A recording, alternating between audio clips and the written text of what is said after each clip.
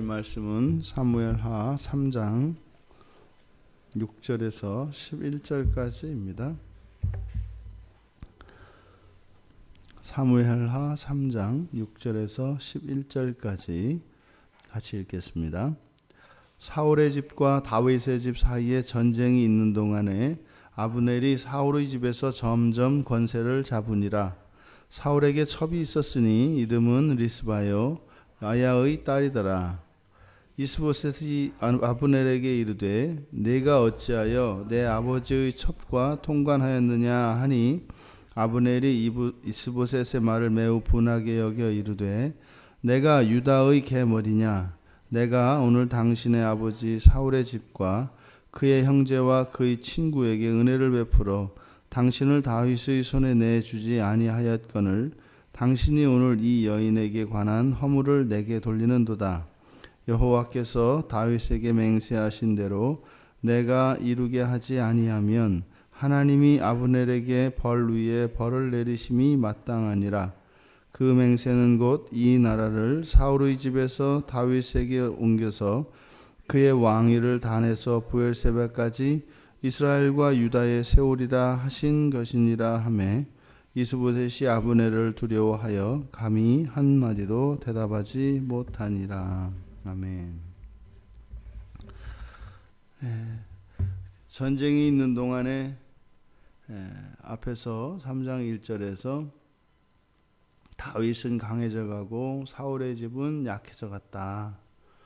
그리고 이제 6절에서 그리고 3절 2절에서 5절까지 이제 다윗에게 이제 6 아들이 있다라고 하는 것을 소개했고, 이제 6절 이하에서 사울의 집이 점점 약해져 갔는데 어떻게 약해져 갔는지를 구체적으로 설명을 하고 있습니다.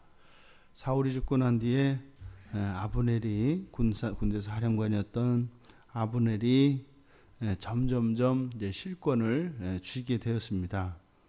그래서 이 아브넬의 횡포는 도가 지나쳐서 사울 왕의 첩까지 이제 넘보는 그런 지경이 되었습니다. 그런데 이것은 그냥 지나칠 수 있는 그런 것이 아니었죠. 그래서 이스보셋이 아브넬의 잘못을 지적합니다.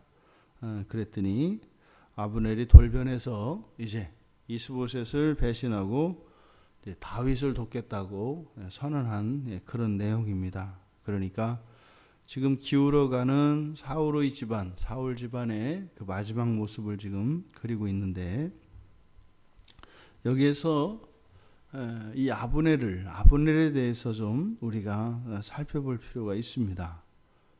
그리고 지금 아브넬에게서 나타나는 이런 행위는 사실은 우리가 이 세상을 살아가며 볼 수 있는 아주 전형적인 인간형이기 때문입니다. 지금 아브넬은 나라를 세우는데 굉장히 큰 공을 세운 장소죠. 이 아브넬이 없었더라면 이스보셋이 왕이 될 수도 없었고, 또 그 이스라엘 나라를 다스릴 수조차 없었을 겁니다. 유다 족속이 다윗이 유다 족속의 왕이 되었지 않습니까? 사무엘하 2장 4절에서 유다 사람들이 이제 다윗을 왕으로 옹립한단 말이죠. 그때 이스보셋을 데리고 가서 이스라엘의 왕으로 세운 것이 이 아브넬입니다. 그리고 이때 그 마하나임에서 이스보셋을 왕으로 세울 때 그때 그 지역을 점령했던 블레셋 군대를 물리치고 성읍도 되찾고, 그래서 잃어버렸던 그 사울이 이제 죽으면서 잃어버렸던 옛 이스라엘의 영토들을 회복했습니다.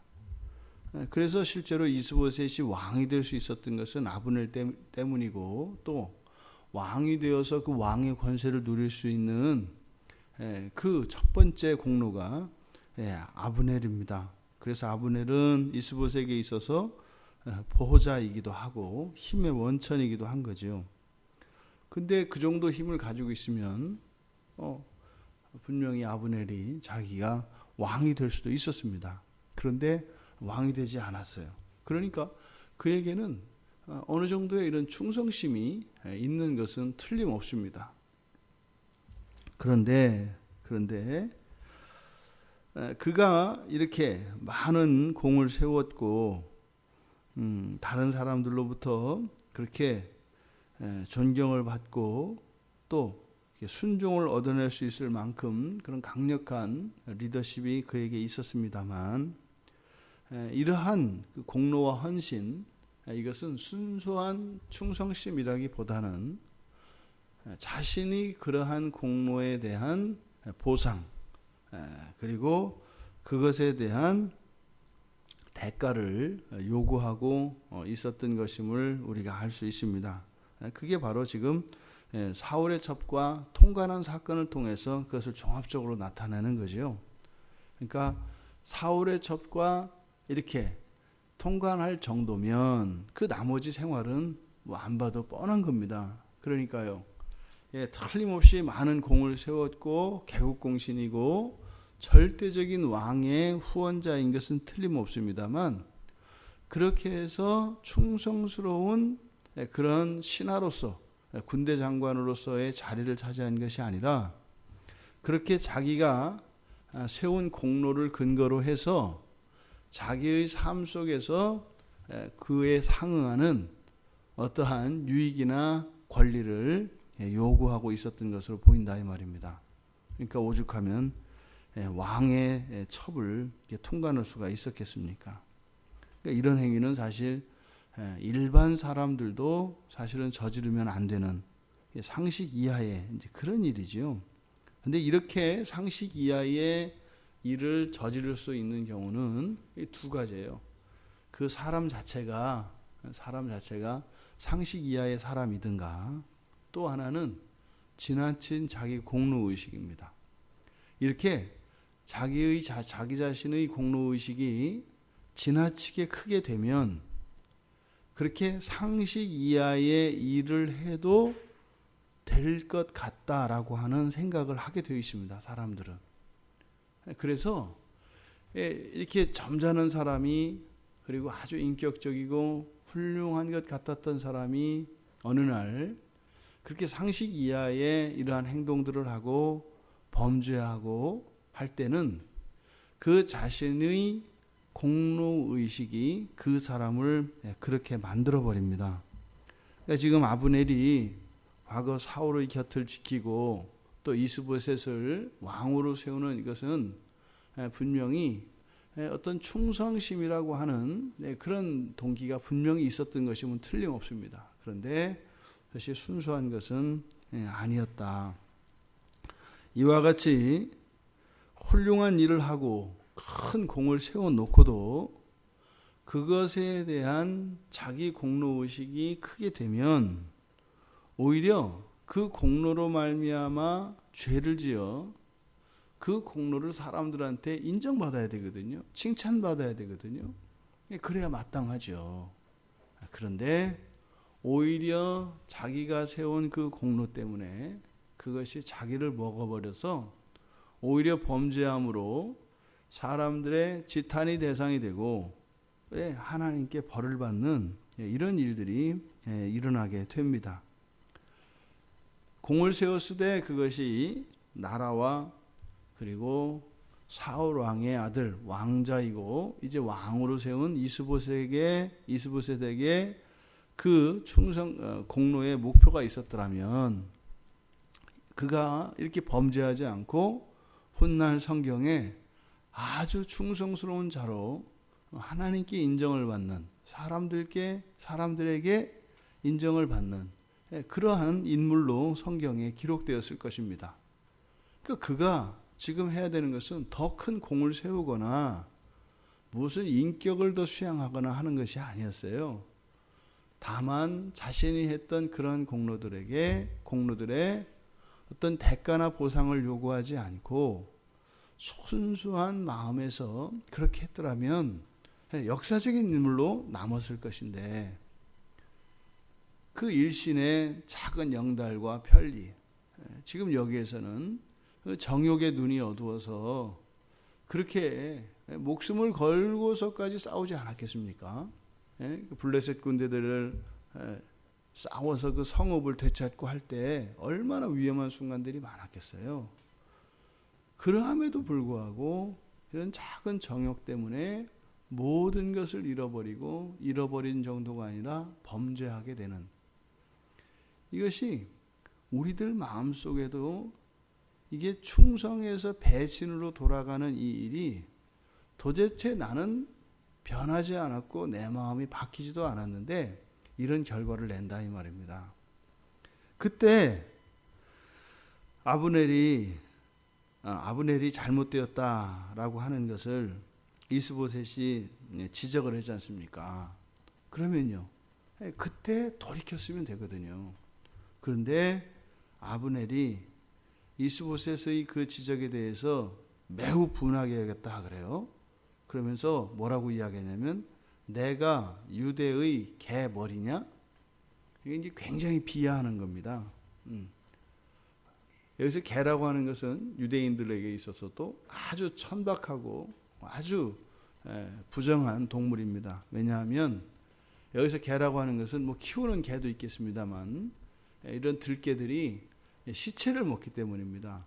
그래서 유대인들에게 가장 불결한 것은 시체입니다. 시체. 그러니까 그 시체를 먹는 짐승이니 얼마나 그것이 부정하겠습니까? 그것도 또 개도 우리의 개도 아니고 지금 아브넬의 입장에서는 적대적인 관계에 있는 유다의 개라 그래요. 유다의 개 머리냐? 내가 인간 쓰레기라는 말이냐? 맞죠. 인간 쓰레기, 개 머리 맞죠. 그런데 자신이 그렇게 내가 개 머리냐라는 것은 뭐예요? 아니라는 거죠. 너는 나를 이렇게 개 머리로 보는구나. 제대로 본 거지 않습니까? 근데 자신은 그걸 인식하지 못하고 있는 거예요.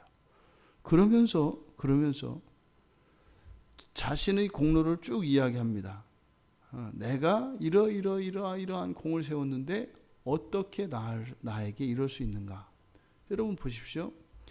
바로 이 사람이 아브넬이 이스보셋을 왕으로 세우기까지에는 그렇게 목숨을 걸고 충성을 했던 사람입니다. 그런데 그가 가지고 있었던 열심과 장점과 큰 탁월함들이 이제는 어떻게 해요? 등을 돌리니까 배신하는데 그렇게 쓰입니다. 그래서 어느 정도로요? 이스보셋이 말을 할 수 없을 정도로. 그를 왕으로 세웠던 아브넬이 이제는 왕으로 세움을 받은 이스보셋이 두려워서 감히 말도 못 붙이는 그런 사람이 되어버렸습니다. 이렇게 겉으로 드러나는 행위가 그래서 우리들에게 어떤 판단이 절대적인 판단의 대상이 될 수 없는 것은 그래서 마지막까지 가봐야 아는 겁니다. 마지막까지. 왜요? 충성과 배신은 그냥 종이 한 장 사이이기 때문에 그렇습니다. 배신하기 바로 전까지 아브넬에게 있었던 이런 모든 장점들은 사람들에게 칭송을 받고 왕에게 인정을 받을 수 있는 이유였습니다. 그런데 이것이 이스보셋에게 등을 돌리고 이제 배신을 하게 되니까 그것들이 어떻게 돼요? 오히려 큰 화가 되는 것을 보고 있습니다. 우리가 인생을 살면서 그래서 가장 중요한 것은 대단한 업적을 세우거나 어떠한 다른 사람들이 갖지 못한 탁월한 능력들을 가지는 것, 이것이 결코 목적이 되어서는 안 됩니다. 왜요? 그것은 극과 극의 방향으로 갈 수 있기 때문입니다. 중요한 것은 무엇이에요? 순결입니다. 일관되게 그런 순결함을 가지고 충성스러움을 가지고 그 관계를 계속 유지하는 것이에요. 왜 이런 일이 일어날까요?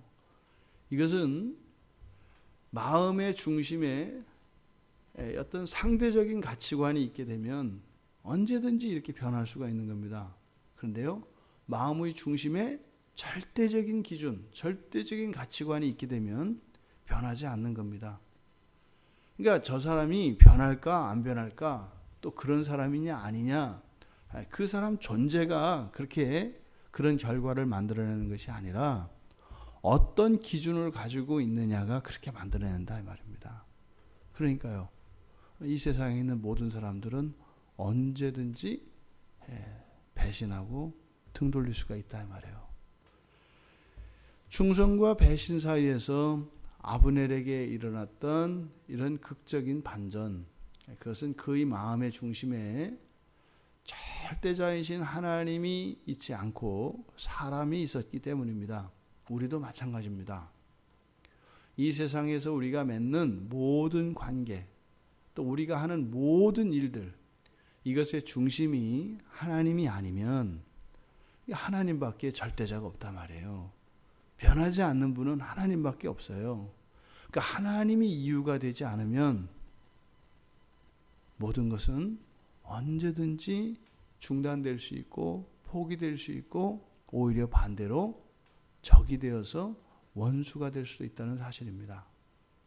여러분, 부부관계도 마찬가지고 신앙도 마찬가지고 여러분들이 살았던 친구관계도 마찬가지고 모든 게 마찬가지입니다. 이 세상의 모든 관계의 중심이 하나님이 아니라면 이렇게 목숨을 걸고 충성하였던 아브넬이 이스보셋을 협박하는 이런 배신자가 되는 이것이 이 사람 자체가 변한 게 아니다 이 말입니다. 상황이 바뀌면 그렇게 바뀔 수 있다 이 말입니다. 그래서 우리의 모든 관계의 기초는 중심은 하나님이어야 합니다. 모든 행위의 이유와 기초도 하나님이어야 합니다. 하다못해 밥을 먹는 것도 그 목적이 동기가 나 자신이어서는요, 먹다가 안 먹다가 그럴 수 있는 거예요. 그런데요, 하나님이면 거기에 절제도 있겠고 거기에는 자신의 어떤 기분이나 이런 거에서 휩쓸리지 않겠고 변함없는 일관된 그런 안정된 삶이 우리에게 있는 겁니다. 우리에게 이렇게 자리 잡히지 못한 내 마음에 들지 않는 그런 영역들이 있습니다. 거기는 왜 그럴까요? 하나님이 이유가 되지 않고 있는 겁니다. 거기는 내 마음대로 할 수 있는 겁니다. 그 자리는 언제든지 우리가 변할 수 있는 거죠. 많은 분들이 예수를 믿고 이제 구원을 받습니다. 그리고 이제 교회에 속하여 신앙생활을 합니다. 그런데 왜 그렇게 많은 사람들이 교회를 떠날까요? 이런저런 이유 때문에 그럴까요? 그렇지 않습니다. 만약에 그게 절대적인 이유였다면 아무도 거기에 남아있을 수 없는 거지 않습니까? 그런데 왜 그럴까요? 남아있는 사람은 마음의 중심이 하나님께 있는 것이고 떠나는 사람은 마음의 중심이 하나님이 아닌 다른 것에 있기 때문입니다. 우리 인생에 몇 가지나 얼마만큼이나 그 중심이 하나님이 될까요? 이 하루를 지내보며 우리들의 마음속에 들어있는 모든 것 얼마나 하나님이 나의 삶 속에 내 마음 속에 들어와 있는가 한번 점검해 볼 수 있는 이 하루가 되기를 바랍니다. 그래서 마지막 날에 정말 주님 앞에 갈 때 불로 태워도 사라지지 않는 정금과 같은 순결한 우리들의 삶과 우리들의 믿음이 하나님 앞에 기쁨이 될 수 있기를 바랍니다. 현재의 없더함이 결코 우리들을 불안하게 하거나 우리를 절망에 빠뜨릴 수 없습니다. 우리가 깨닫는다면 그것을 회개하고 돌이키면 그만큼 하나님은 기뻐하신다는 거죠. 남아있는 악과 죄 때문에 우리에게 노하시거나 싫어하시는 것이 아니라 그렇게 날로 새로워지는 그것 때문에 하나님께서는 인정하시고 하나님께서는 기뻐하신다는 것이죠. 그게 하나님께서 우리를 살려두신 목적입니다.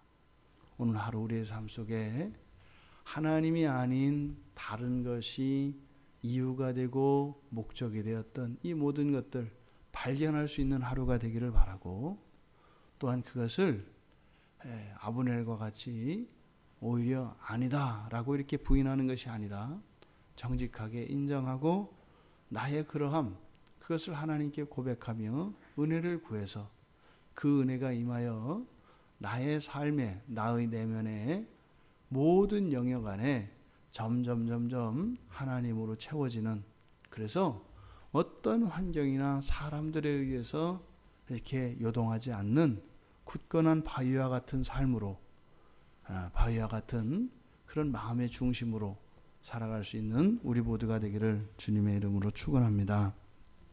하나님, 참으로 가슴 아픈 일이기도 하고 두렵기도 한 사건을 저희들이 살펴보았습니다. 아브넬인들 자신이 그렇게 이스보셋을 배신하여 다윗에게로 마음을 돌이킬 그러한 생각이나 했겠습니까? 하지만 자신의 공로를 인정받지 못하고 자신이 과거에 했던 이런 업적들에 비하여 자신의 삶이 억울하고 부당한 것 같다고 하는 이 마음이 아브넬의 인생을 완전히 정반대의 삶으로 바꾸어 버렸습니다. 저희들 마음속에 하나님으로 가득 채워 있지 않다면 저희들도 아브넬처럼 이렇게 충성스러웠던, 그렇게 충성을 다하였던 그러한 미덕들이 오히려 하나님을 배신하는 일에 사용될 수 있다는 것을 인정하지 않을 수 없습니다.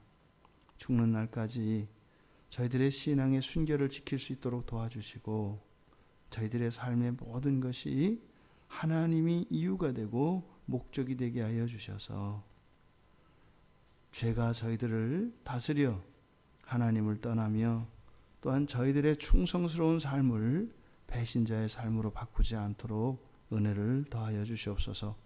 예수님의 이름으로 기도드리옵나이다. 아멘.